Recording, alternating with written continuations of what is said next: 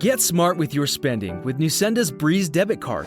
We've got your back by offering safe and easy access to your money. Never any hidden fees, just an account that makes sense. Download the Nucenda app to enroll in mobile and internet banking, managing your funds, making person-to-person transfers, and rounding up purchases to save. Visit Nucenda.org to explore Breeze accounts and join our credit union. New members must be eligible for membership. Equal opportunity lender. Insured by NCUA.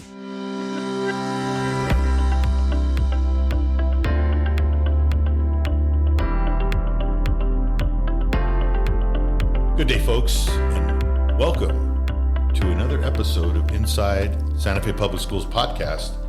I am Joe Abeta, and shortly we're going to be bringing in our guest today, Megan Avina. She is the makerspace teacher at Milagro. She's been at Milagro for 7 years now, but we're going to get to her shortly. But first of all, we'd like to thank our sponsor, Nucenda Credit Union. Nucenda Credit Union is a proud sponsor of the Inside Santa Fe Public Schools podcast, and we'd like to thank them for their for them supporting the podcast, getting the message out to the community about what we do here in Santa Fe Public Schools, and we appreciate that, Nucenda Credit Union. So with that, let's bring in our guest. Hi. Ms. Megan Avina. How you doing?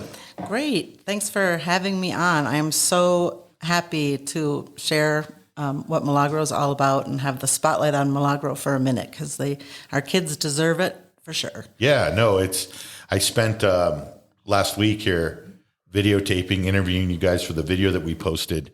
And it's pretty amazing, this place. It's the atmosphere here is very awesome. You guys have a lot going on. We do. And not only that, but the building itself is so beautiful and great to work in. And I think if you provide an amazing structure for learning, the kids kind of will step up to what their sort of environment they're in. Yeah. No, it is. It's the building's beautiful. And I know there's a lot of, misconception about the building being big and about kids getting lost in the halls and, into the secret basement down below. I'm kidding.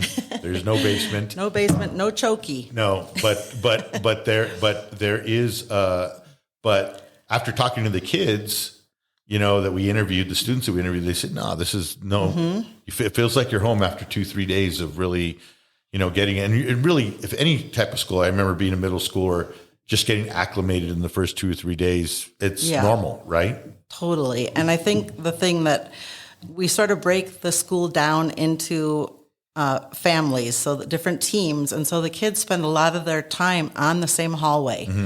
And so they're really in one portion of the school, which makes it much less big. The only time they'll leave sort of their team hallway is to come to electives. And then there's pretty much a whole hallway that is electives, music and art. Yeah.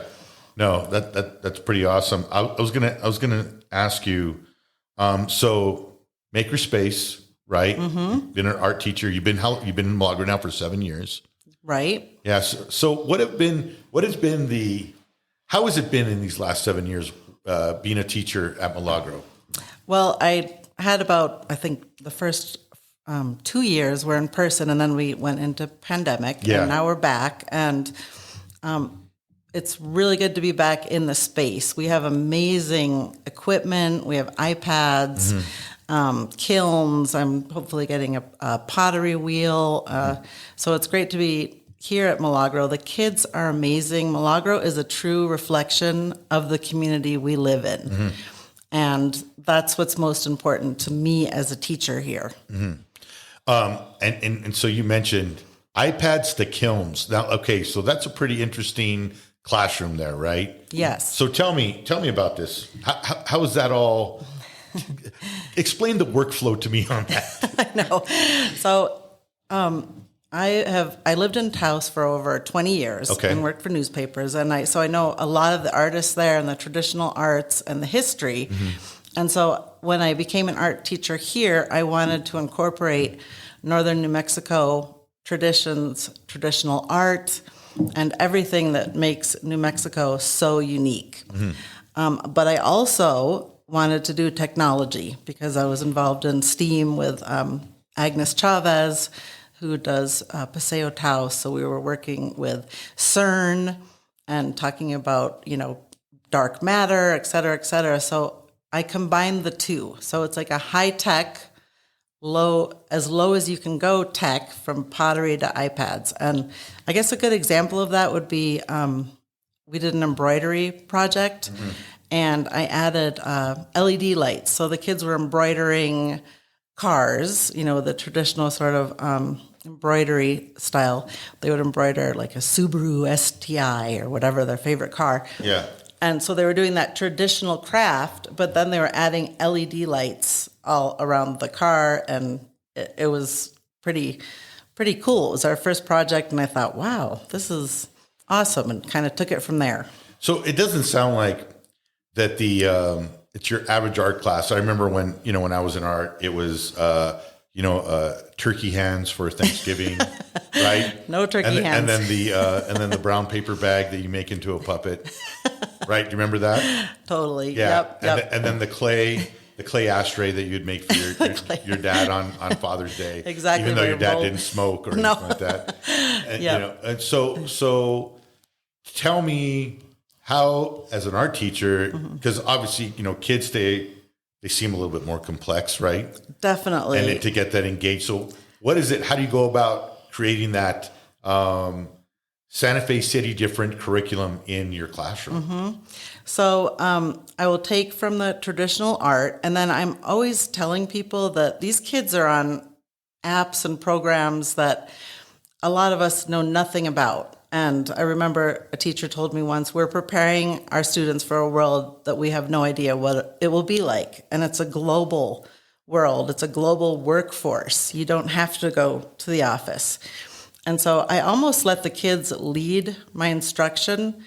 My curriculum is never the same. It changes monthly depending on the kids. So I do a lot of differentiated instruction.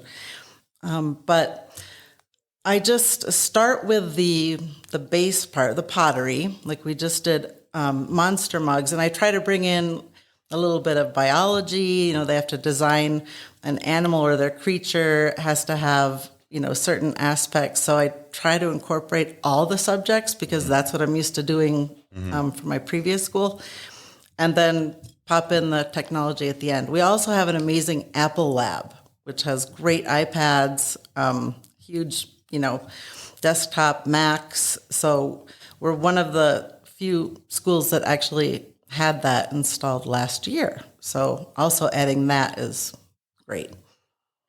That's pretty amazing. So you have cutting edge technology. Yep. You have a new a way of teaching art. I don't know if it's new. I'm sure it's been around a while, but it's different from the Gen Xer atypical art, connecting the dots, that type of thing. Totally. Or getting the crayons and layering them and then scratching them out. That is fun, though. Scratch art. I gotta get that. It is fun. And I did see you guys walking through the hallways too. You guys have. And when I went and visited your class, you guys were working on zozobra. Is it paper mache? Yeah, it's really, I started it last year. The kids could make zozobras or zazabras. Sorry, I'm adding that in. Hey, that's good. And it's based on a character of their choice. So we had some, Cardi B zazabras, some Hello Kitty. Some kids wanted to stay traditional. They were official gloomies, and they're like, oh, no, I'm doing zozobra. And again, that is technology-based too. They'll research it on the iPads in the classroom. They can take pictures on the iPads, and then they move from iPad to as basic as it gets, flour, water, and salt, and create their zozobra. And then the neat thing is Santa Fe Community College invited me last year to show the kids zozobras. And so we're doing it again this year in November. So it's kind of like a multiverse zozobra that you're correcting, right? The zozobra multiverse, right? Because there's different zozobras, right? Yes. Yeah. Yes, absolutely. There's a Michael Jackson zozobra in the hallway that was everyone's favorite at the show. I saw that. That's pretty awesome. Yeah. So you have so sounds that the art program here, overall art program, makerspace program here at Milagro, that's definitely a benefit here coming here, right? That's a perk for a student coming in. And is it a I don't know, would it be a core class? Is it something that's required for kids to take, or there's other arts, right? Electives. Yes. I know Miss Gregg doesn't like to call them electives. She calls them something else, but I don't remember. I don't remember what it was. She's going to get on me for that. But I mean, they should be core. Yeah, but I know that also there's art, and there's also, you guys have a great music program too, right? We do. We have an amazing music program, and Miss Riggins took the kids to amazing heights last year, and they won incredible awards at Los Alamos, competing with kids who had been playing for a long time. And at Milagro, they enter music. It could be the first time. They have never seen a sheet of notes, and by the end, they were playing, incredible Star Wars thematic units. That's awesome. So, but you guys, I went in, I got some footage of the students, playing instruments, and they sounded great. Yes. And it's pretty amazing, right? It is amazing. Because in middle school, it's typical of a seventh grader to come in. I've never played any kind of instrument before. Well, let's teach you. And you're going to practice every day because that's what class is, correct? Right. They have electives every day, which is also pretty unique. And they're 50 minutes long now. And it's every day. So they really pack a lot of punch in a short amount of time. Yeah. And you had mentioned earlier, and I wanted to talk about this. We talked about the music program and the arts program. I know there's a lot of other programs too, science as well as, outdoor STEM and coding. Yes. Yep. Yeah. And there's a greenhouse you guys are building in the back there. Mr. Wah is back there. And he's teaching kids about planting and is it horticulture? Would that be the right word for it? I hope it is. Yes. Yep, I think so. In the greenhouse that community schools was able to get funding for. Yep. Yeah. So it's pretty amazing. And sports too. You guys have an amazing sports program here, right? We have amazing sports, and we have amazing athletes. Yeah. Like, these kids are so amazing that I've noticed that a lot of the charter schools or the private schools that don't have a sports team, they come to Milagro to play. Yeah, and our field is beautiful. Yep. And the kids are really, really into athletics. Yeah. No, that's really awesome. I noticed, and even I didn't realize middle school kids do have recess, right? I mean, after lunch they go out, or is it just kind of we don't have recess, we have a lunch hour and we eat and then we go out and socialize, right? Exactly. So they can bring balls. They do the soccer kids here. They are fierce players. With Mr. Villegas. Yeah. He had a soccer club last year, and if you go out there and Mr. Villegas is out there, there's an incredible soccer match going on with at least 30 kids, and they're incredible. That's really their forte. That's the game they love. Yeah. Yep. No, that's all, and they have a great field to play on too. It's a beautiful field, beautiful track. This campus is incredible. My cousin she just came this morning. She was a superintendent in New Jersey in charge of 100 or more schools. Yeah. She said this was one of the most beautiful buildings she's seen. Yeah, my wife saw that too. She saw a video. She said, "Man, where's that school?" And I said, so that's Milagro." And she was like, "Wow, that's a really nice looking school." It is, and I hear that so much. Where is that school? Yeah, and it's just kind of. I don't know, it's on a road that many people don't drive down, but it's incredible. Yeah, and it beautifies the area too, I think. Yes, right? As absolutely. far as nice buildings make areas look nicer, right? And it's very nice. And it draws more nice buildings. I was also, mentioning that, there's kids playing sports and stuff out there, but there's also kids playing guitar. Yes, we have a guitar class. Yeah, but even out during their lunch hour, they're out there playing. Absolutely. And, it's kind of looks like a little college campus, what I'm saying? I'm so glad you saw that and you caught that on video. Yeah. That was my favorite thing. All of last year, we had there were like 6 guitar players that would just, every time in between classes, they would walk playing their guitars. Yeah. It was my favorite time of the day. And they weren't in guitar class necessarily. Yeah. We have so many artists and, musicians and kids who are from incredibly hardworking families. The kids are used to, working for everything they have. I have some kids who spend Saturdays and Sundays working, from morning till night construction with their parents. Yeah. These kids have incredible fortitude and are just so amazing with their talents. And So I just want to, for people listening, you're listening to the Inside Santa Fe Public Schools podcast, and my guest today is Megan Avina. She is the Makerspace Yep. program coordinator, the art Yep. an art teacher here at Milagro. She's been a teacher here now for 7 years. I wanted to ask you, you had mentioned about families. Can you explain that to me? What it is exactly? What is a family at Milagro of teachers in a class, and how does that all work? What's that? What's that entail? What is it? Yeah, it's awesome. They have teams, and each student is on a team, and that team meets, I believe they meet daily, and we'll talk about their curriculum and the kids and any, field trips. They do field trips together. So that is creating a small family unit in a big school. Okay. And that's what really makes the kids And the teachers they see the same students. The students Yep, see they the do. same. So it's almost like a smaller group within the bigger school, right? Exactly. For your core classes, correct? Right. It's kind of the best of both worlds. They have Okay. this beautiful school, beautiful library, beautiful everything, and it looks gigantic when they come for open house. But as soon as they come to school, they're on a team Gotcha. and they're in a hallway. Yeah. And they see how it is whittled down immediately to a safe feeling space. So it's kind of like it would be like a intramural squad, right? You'd be Right. the purple team, and the purple team has these teachers that are the coaches. Yep. And they coach them and whatnot, and then they go out into the world and they play the other teams. I don't know, they don't play Yep. the other teams, but you know what I'm saying. Right? Exactly. Yeah, Yeah. okay. It's kind of and this school is really differentiated. We have incredible teachers.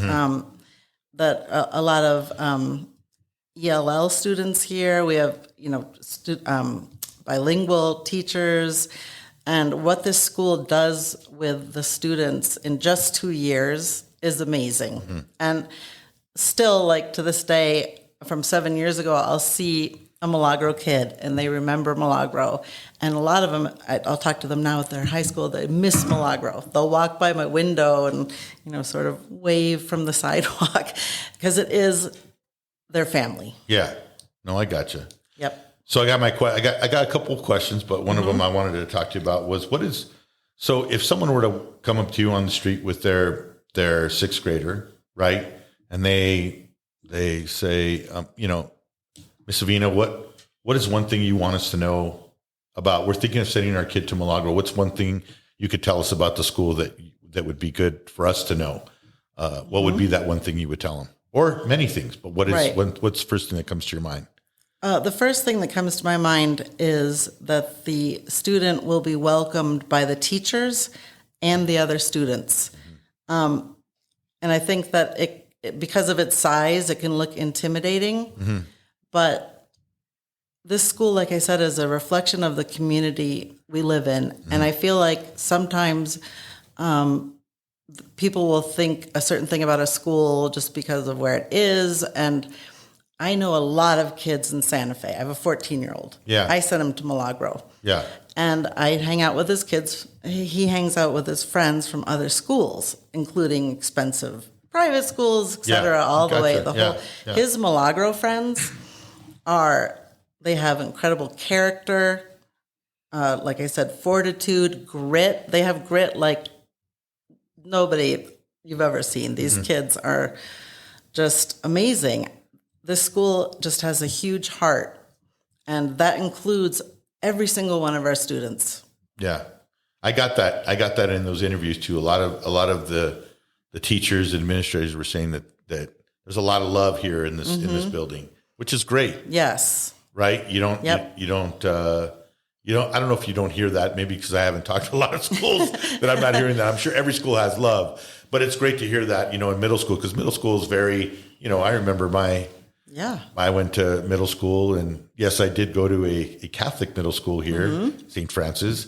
But even at that time, you go through a lot of, even looking back for everybody, I don't think anyone looks back and says, You know what? I peaked at middle school. That was my best times. You know, I was the best guy. I was the it dude in middle school. No one says that. Middle right? school is rough. It is. It always has been and always will be. Yeah. It's my favorite age. Yes. And just when I'll be going on a field trip to the Vladimir or the O'Keeffe Museum or whatever, and you can see people like, oh my gosh, here comes a group of 13, 14-year-olds. Yeah. Anyone seeing that group is immediately aware of that age because you've had either kids or you've seen them. Yeah. They have a lot of energy. Yeah. But there's not a single day that goes by that I don't laugh like uproariously over something they've said. Yeah. And the one thing about this school, we have a life skills class that comes into my art room, and the kids will pair up and they will help kids. Our kids are super kind. I have never heard anyone making fun of another kid in the school, talking about what they're wearing, anything like that. They may not be best friends, but there's no, making fun of anybody. I've heard that. Yeah. My brother, who, in full disclosure, is a teacher here, New Mexico history teacher Amazing for 7th teacher. grade. He's a good guy. Yes. Yep. Kids love him. Yeah. And he was telling me, he said, it's interesting, not interesting, he says, but I think it's so awesome that the kids don't give kids hard time about things over here. They don't. About things. And I think that's really, and that's something that's huge. It is. In middle school. It's huge in middle school. Yeah. And imagine if adults acted that way too. Yes, that would be amazing, right? It would. Yeah. But you already see it in a generational change. I see it with my kids, being adults now, that they see the world with a different lens. That's a little more kinder and more tolerant of things. And and I think that's sensitive to people. Yes, really sensitive. So I think we're headed in the right direction. I think with our kids, with this generation. What is it? Generation Z. I know. I was trying to figure that out. I think it's Generation What's Z. next? Yeah. It might be Generation nothing. Yeah. We figured that. We were looking up that the other day. I got to figure that. Yeah. I don't remember exactly. But that's great to know that even this generation now that's in middle school, they're carrying that torch. Right. Which I think is really cool. They are. And even, sometimes a Milagro kid can look like a kind of a tough kid. He might be the most popular kid. And as soon as you talk to them one-on-one, and that's the first thing I reassure 7th graders. Oh, so-and-so, he's a great guy. But miss, I'm kind of, he looks scary. I'm like, nope, he's got a heart of gold. And they do. And they have each other's back. They're amazing, amazing human beings. That's awesome. Well, we've come to the end of our show.